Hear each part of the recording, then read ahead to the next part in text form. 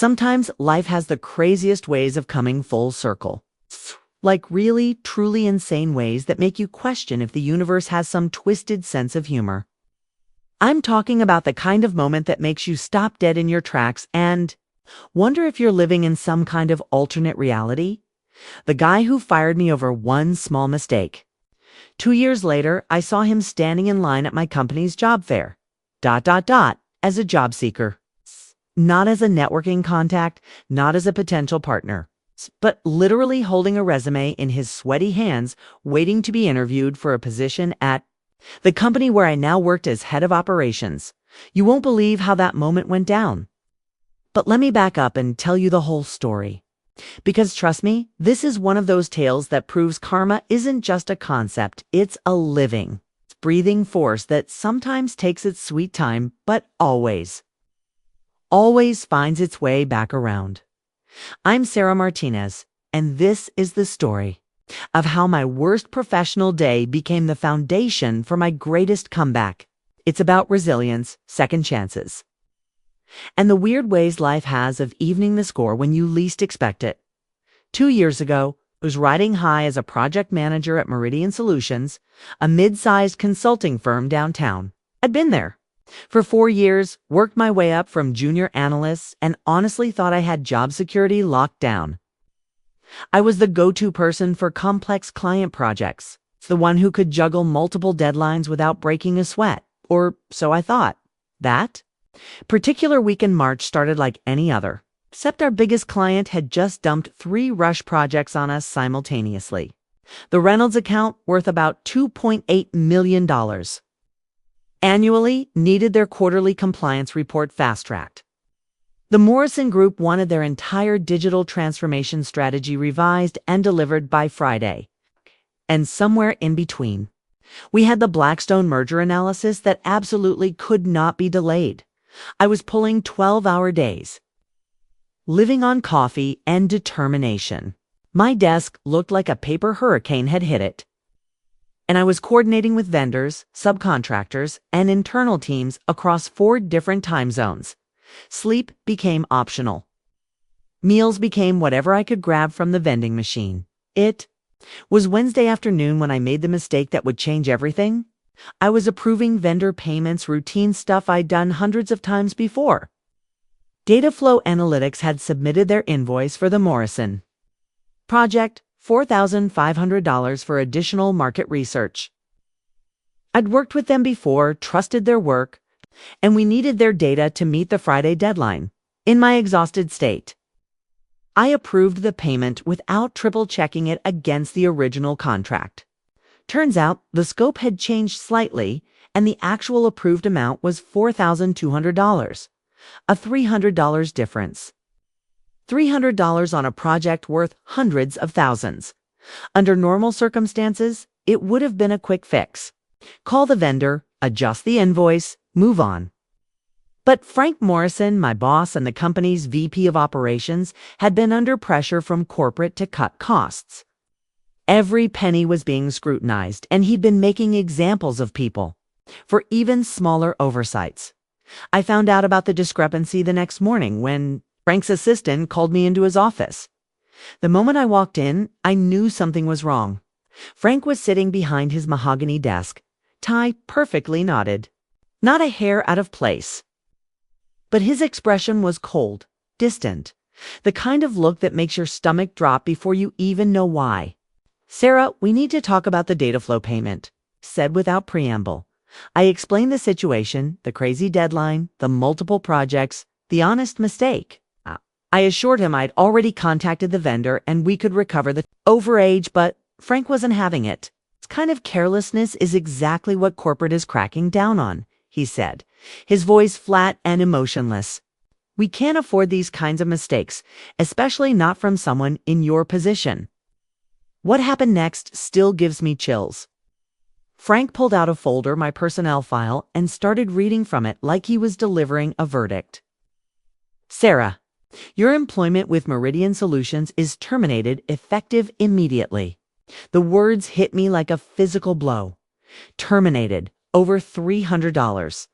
After 4 years of stellar performance reviews, successful project completions, and going above and beyond for the company. "Frank, wait," I said, my voice barely above a whisper. "This is one mistake. One small mistake after years of he held up his hand, cutting me off. This isn't personal, just business. We need people who can maintain accuracy under pressure. Corporate is watching every decision I make right now. Just business." Those words would echo in my head for months afterward. 4 years of dedication, of staying late, of missing family dinners and weekend plans reduced to just business. The next 20 minutes were a blur of paperwork, returning my company laptop, and clearing out my desk while my former colleagues pretended not to stare. Some looked sympathetic. Others seemed afraid they might be next. Nobody said much beyond awkward goodbyes and promises to keep in touch that we all knew were empty. I remember walking to my car in the parking garage, clutching a cardboard box of personal items, my coffee mug, a small plant, a few photos, and feeling completely numb. 4 years of my life gone in 20 minutes. No severance package, no recommendation letter, just a pink slip and a terse explanation that I'd been let go due to performance issues. The drive home was the longest 30 minutes of my life. I kept replaying the conversation, wondering if I could have said something different, done something to change the outcome. But deep down, I knew Frank had made his decision before I'd even walked into that office. I was the sacrificial lamb, the example he could point to when corporate asked what he was doing about cost overruns. That night, I sat on my couch in my empty apartment, staring at the want ads on my laptop, wondering how I was going to explain this to my family, to potential employers, to myself. I'd never been fired before. I'd never even been written up. And now I was unemployed with a termination on my record and a reference who would probably describe me as careless under pressure. The months that followed were some of the darkest of my life. Job hunting when you've been fired is like trying to date when you're fresh out of a messy breakup. You're damaged goods. And everyone can sense it. I applied to everything that even remotely matched my qualifications. Project manager positions, operations roles, even some lateral moves that would have been steps backward in my career. The responses were mostly silence, punctuated by the occasional generic rejection. Email, when I did get interviews, there was always that moment, the dreaded question about why I'd left my last position. I'd practiced my response 100 times, trying to sound professional and matter-of-fact. There was a disagreement about project management protocols that led to my departure. But I could see it in their eyes. The doubt, the concern about hiring someone who'd been let go. My savings account dwindled. I canceled my gym membership, started cooking every meal at home, and began shopping exclusively at discount stores. I moved from my one-bedroom apartment to a studio in a less desirable neighborhood. Pride became a luxury I couldn't afford. The worst part wasn't the financial stress, it was the self-doubt. At 2 a.m., lying in bed, unable to sleep, I'd replay that week at Meridian over and over. Maybe I really was careless. Maybe I wasn't cut out for high-pressure environments. Maybe Frank was right to fire me. 3 months into unemployment, I was getting desperate. I'd burned through most of my savings, and the few interviews I'd landed hadn't panned out. That's when I saw the posting for TechStart Solutions, a small startup, looking for someone to help manage their operations as they scaled up. The salary was about 30% less than what I'd made at Meridian. The company had 12 employees. No. HR department, and their office was a converted warehouse space with folding tables and mismatched chairs. But they needed someone who could wear multiple hats. Someone who could grow with the company. I interviewed with Jake Chen, the founder and CEO. He was maybe 28, wore jeans and a hoodie, and had the kind of manic energy that either builds empires or burns out spectacularly. When I told him about my situation at Meridian, he just shrugged. "So you made a mistake. Big deal. Everyone makes mistakes. The question is, did you learn from it?" That simple response, treating my termination like a minor blip rather than a career-ending catastrophe. almost made me cry right there in the interview. I got the job. TechStart Solutions was chaos, but it was productive chaos. We were building a software platform for small businesses to manage their inventory and customer relationships. Jake had the vision and the technical skills, but he needed someone who could handle the day-to-day operations while he focused on product development. I threw myself into the work with an intensity that surprised even me. I was determined to prove to Jake, to myself, to the universe that Frank had been wrong about me. I wasn't careless. I wasn't someone who cracked under pressure. I was someone who could learn, adapt, and thrive. I arrived at the office before everyone else and left after most people had gone home. I reorganized our entire project management system, implemented new quality control processes, and created detailed documentation for every operational procedure. I wanted to make sure that no one, not even me, could make the kind of mistake that had cost me my previous job. The extra hours weren't just about proving myself. They were about rebuilding my confidence. Every successfully completed project, every satisfied client, every process improvement felt like a small victory against the voice in my head that whispered, I wasn't good enough, Jake noticed. Within 6 months, he'd promoted me to operations manager with a modest raise. Within a year, I was essentially his right-hand person, helping make strategic decisions about the company's direction. The work was challenging but rewarding. We were growing fast, too fast. Sometimes, I was hiring new employees, managing increasingly complex projects, and learning skills I'd never needed at Meridian. Supply chain management, vendor negotiations, even some basic accounting. I was becoming a more well-rounded professional out of necessity, but the real turning point came 18 months after I'd started at TechStart. Jake called me into his office, a corner of the warehouse he'd sectioned off with temporary walls, and told me we'd been acquired.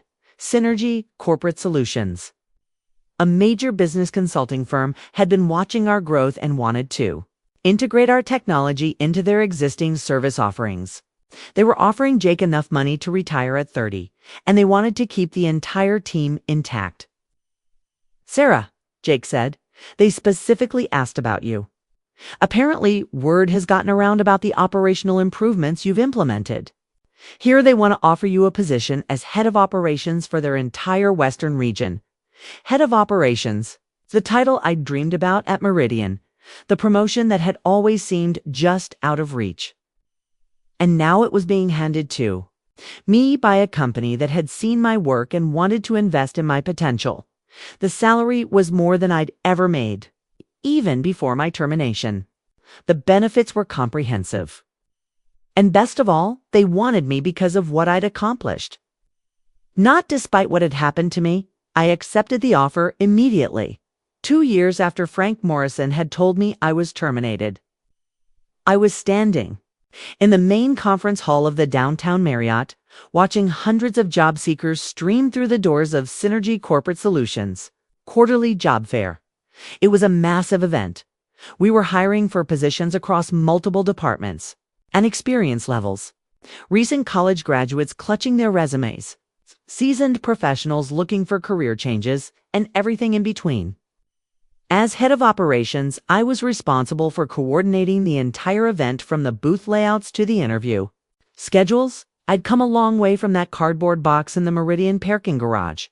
I was wearing a sharp navy suit, my hair was professionally styled, and I carried myself with the confidence that comes from succeeding against the odds. I wasn't the same person who'd been devastated by a termination over a $300 mistake. The job fair was running smoothly. My team had everything organized down to the minute. Registration tables, interview rooms, even a coffee station to keep the candidates comfortable. I was making rounds, checking in with the various department heads, ensuring everything was running according to plan. Around 10:30 a.m., I was greeting candidates at the main entrance, welcoming them to the event and directing them to the appropriate booths. It was something I enjoyed, meeting people, hearing their stories, being part of the process that might change their lives for the better. I was chatting with a recent MBA graduate about our management trainee program when I saw him, Frank Morrison, standing in line with about 40 other candidates.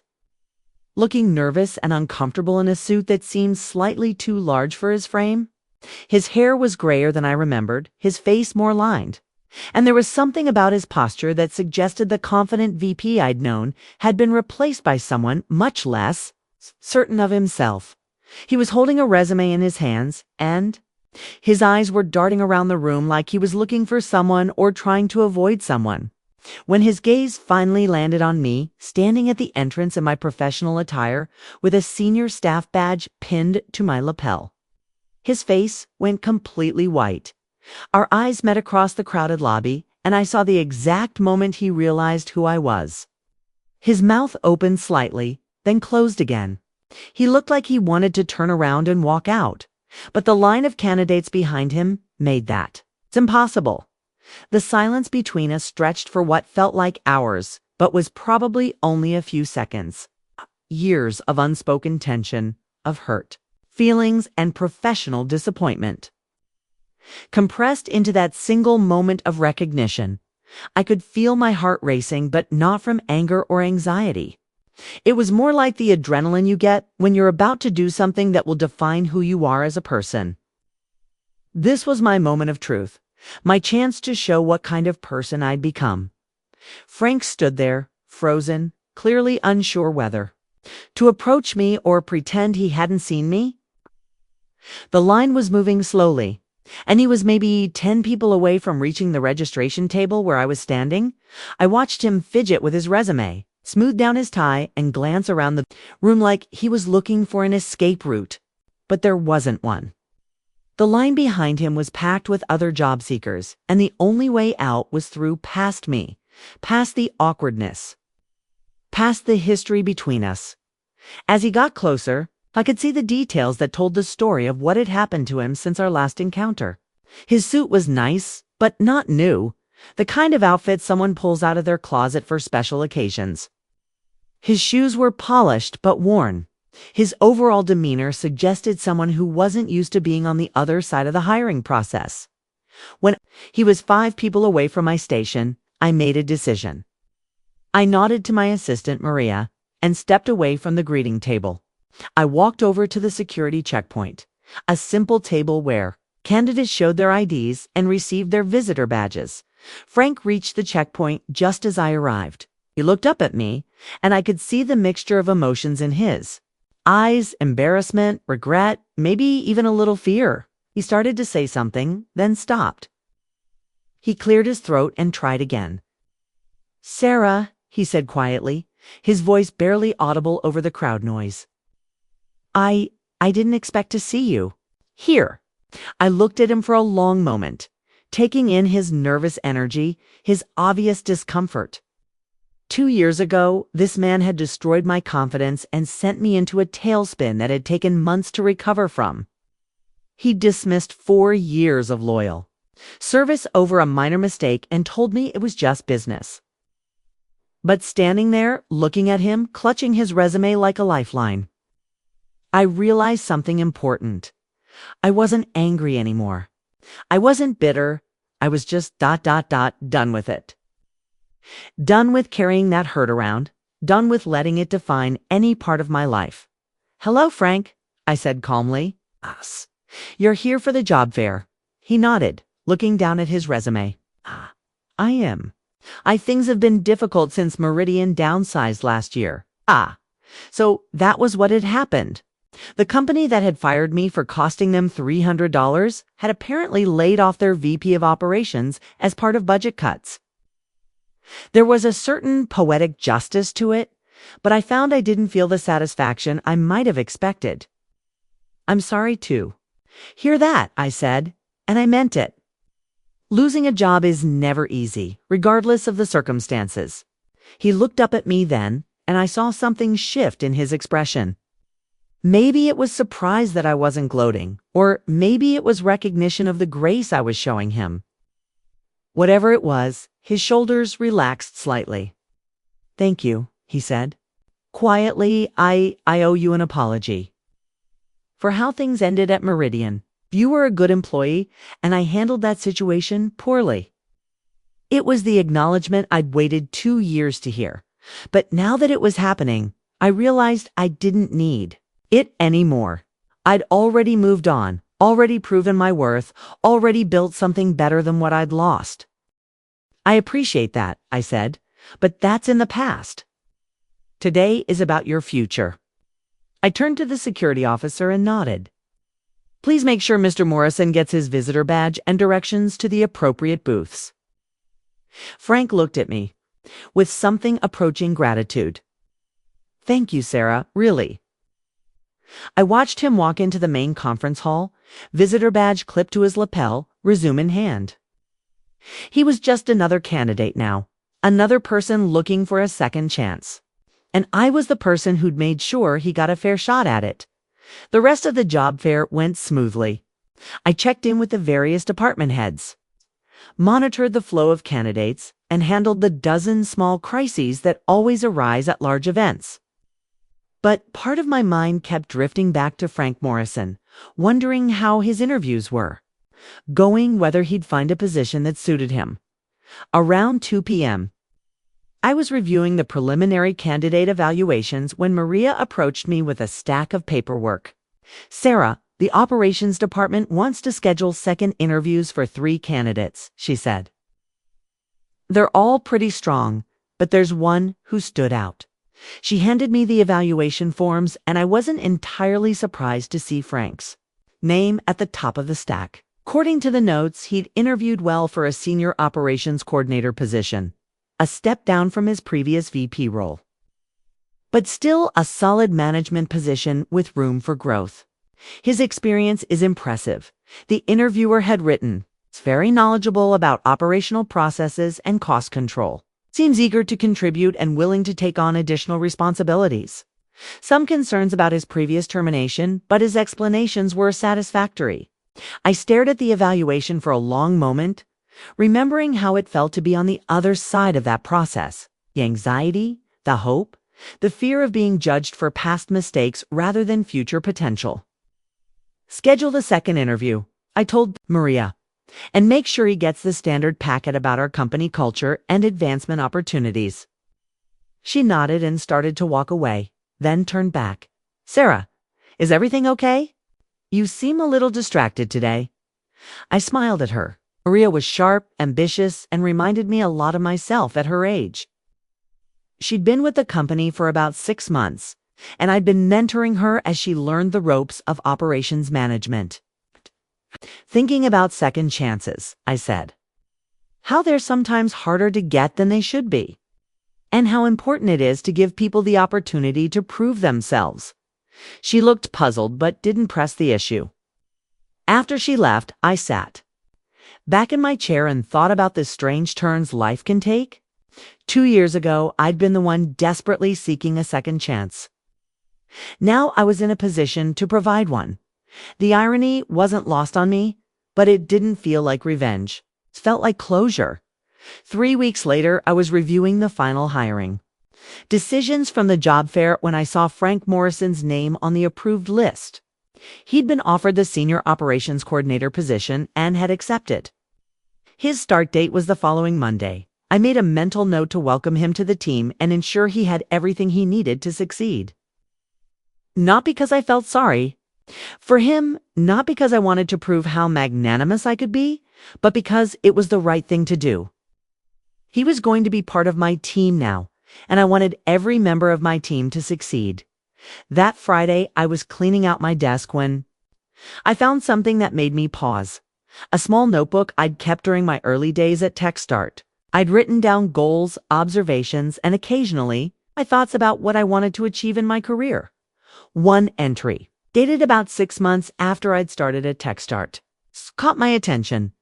I want to be the kind of leader who sees potential in people, who gives them chances to prove themselves, who doesn't let one mistake define someone's entire career.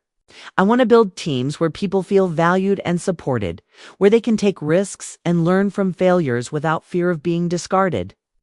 I'd written those words during one of my darker moments, when I was still raw from the termination. and determined to be different from the managers who'd hurt me. Reading them now, I realized I'd accomplished exactly what I'd set out to do. Frank Morrison would start his new job on Monday. He'd have a chance to rebuild his career, to prove that his termination from Meridian didn't define him any more than mine had defined me. I'd have the satisfaction of knowing I'd been part of giving him that opportunity. Sometimes, life has the craziest ways of coming full circle. The guy who fired me over one small mistake was now working for me. Not because of some elaborate revenge plot, but because he was qualified for the position and deserved a second chance. I closed the notebook and put it back in my desk drawer. Monday would bring new challenges, new opportunities to lead with integrity and grace. And maybe, just maybe, Frank Morrison would find the same kind of redemption I'd found 2 years ago. The universe, it seemed, had a sense of humor after all. But more importantly, it had a sense of justice, not the harsh, punitive kind, but the kind that recognizes we're all human, we all make mistakes, and we all deserve the chance to be better than our worst moments. As I walked out of the office, that evening I felt lighter than I had in years. The weight of old hurt, old anger, old resentment had finally lifted. I'd learned the most important lesson of my professional life. True success isn't about getting revenge on those who wronged you. It's about becoming the kind of person who wouldn't wrong someone else in the first place. And that, more than any promotion or salary increase, was worth celebrating.